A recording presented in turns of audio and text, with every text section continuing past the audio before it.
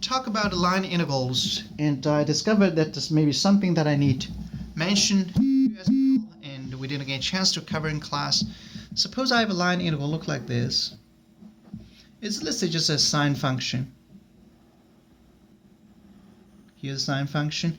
So here's x and here's y, and this curve itself is y equals sine x, like this.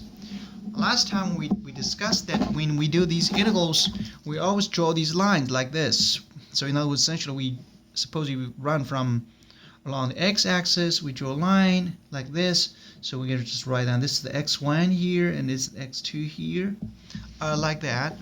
And so we also can draw a line along the y-axis, so you can see if suppose this is the area that you're interested in. So you can start with the y1 here. This is the y1, and this is the y2 here. Now, the thing that I do want to mention is the following.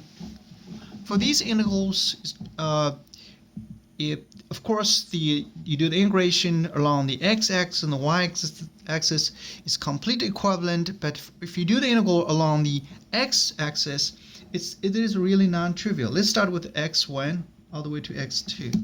And you could have some function inside of it. That's not my interest here. So let's get the x. Okay, so we start integrate from x1 all the way up to x2. So now, when you do the substitution, and you should be very, very careful how this is calculated. You remember y equals sine x. And of course, the x just equals invert xy, like this. Your x1, which starts from here, the function is sine y1, right? Should be starting from here, y1, all the way up to sine y2. So in other words, if you do the integral along the x-axis, you're going to start with the y1, which is over here. So how high this is, y1, and all the way to up to y2. The thing that I want you is that suppose I have the integral like this. That suppose this f just equals 1. So then you just be careful when you do the integral like this. The y1 and y2 is very crucially related to each other. So in other words, when you do that, you're going to have this results y1 minus sine minus 1 y1, like this. Okay.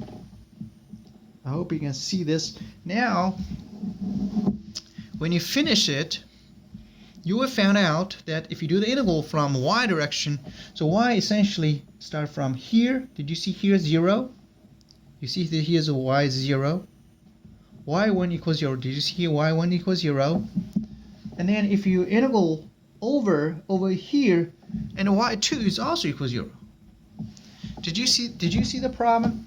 In other words, the starting point and ending point all equals 0, because that's when you extend that like that.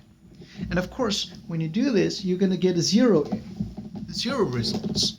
So in other words, what happened was that when you have these functions come back to the same location, this y1, this y2, they becomes completely equivalent. So there's ambiguity involved. Of course, you're still allowed to do the integral. What you need to do is just do it half at a time. It's essentially what I'm saying here. Instead of drawing a line from here all the way to that, you get x1, x2.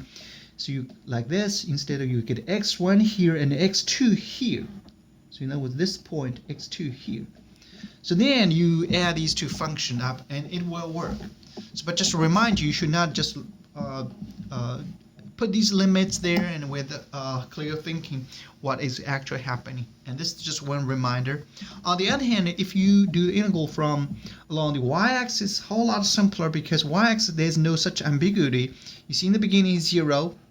In the end, you have whatever how large the value that is. So for these kind of functions, which means just like things come back to the same location, you do want to do integral like this, because then your y stays the exact same. If you do not do it carefully, you get the wrong results. So that is the thing that I want to remind you.